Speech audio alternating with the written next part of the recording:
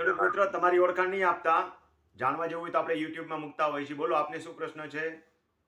હા, પેલો મારી જમીનમાં પેલો સર્વે નંબર 1 પેલા મૂળ તો એ 12 એકર ને 16 ગુઠા હતો હું લખતો જાઉં સાથે, બોલો આગળ. અને એમાં 16 ગુઠા ખરાબો હતો. પોત ખરાબો આપણે કહીએ ને એ. હા હા. પછી એમાં ભાઈ ભાગ પડ્યા ને એટલે બે ભાઈને આપ્યું 100 એકર 8 ગુઠા 100 એકર 8 ગુઠા. એમાં કઈ ખરાબો બતાવેલ નતો. કાંઈ વાંધો નહીં.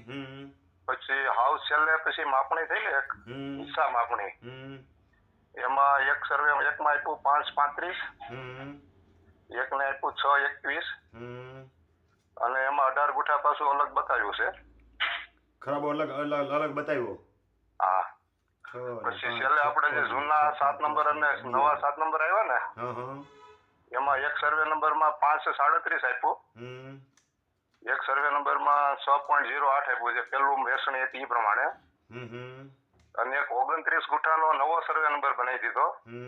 કેમ? એનું શું કારણ? 25 2 પૈકી 2.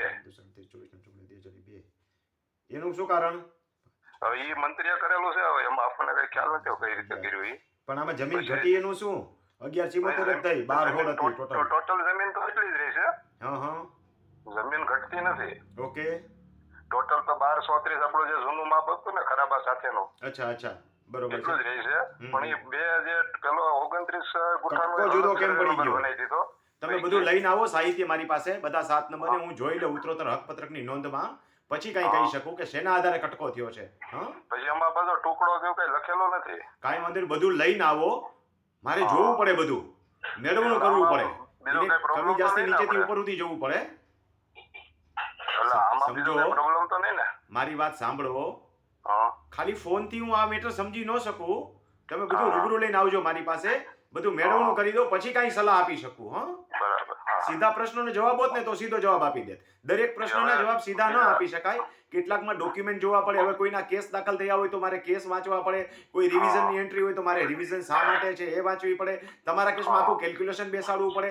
શેના આધારે તલાટીએ ભૂલ કરી છે કે શેના આધારે નોંધ દાખલ કરી છે એ બધા મારે મૂળમાં જવું પડે. 3 7 નંબરના નોંધો બધી કાઢી લેતા આવજો. 3 7 નંબર થયા તમારી પાસે, એની બધાની અલગ અલગ નોંધ હોય, કોમન નોંધ હોય, કાઢવાની જરૂર નથી.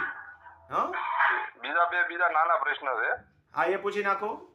આપણે વડીલ કોઈ હયાતીમાંના પુત્રોને વેચણી કરવાની હોય અડધી જમીનની, એક કામ કરો, બીજો ફોન કરીએ. ખેડૂત મિત્રો, કાંઈ પણ અઘરો પ્રશ્ન હોય તો એને રૂબરૂ મળવું પડે. વળી રૂબરૂ મળવા માટે મારા ફોન નંબર નહીં પૂછતા. ફોન નંબરના પ્રથમ 2 આંકડા જે છે એ હમણાં જ શરૂ કરીને કીધા, હમણાં.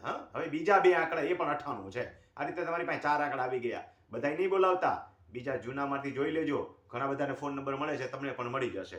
અને પછી રૂબરૂ મળજો. સીધા નહીં, પહેલા વોટ્સએપથી મેસેજ કરવાનો છે. આવા કેટલાયના રોજ ફોન આવે છે. ડાયરેક્ટ કોઈએ ફોન કરવાનો જ નથી. વોટ્સએપથી મેસેજ કરવાનો, વોટ્સએપથી હું જવાબ આપીશ. કેટલાક તો એમ કે સાહેબ મારે તમને ડોનેશન આપવું છે. ભાઈ, મારે નથી જોતું તારું ડોનેશન, તું ફોન કરીને કેમાં મને, તું વોટ્સએપથી મેસેજ કર, એટલે વોટ્સએપથી હું તને જવાબ આપીશ. જરૂર પડશે તો આવી રીતે ફોન કરું છું, એવી રીતે ફોન કરીશ.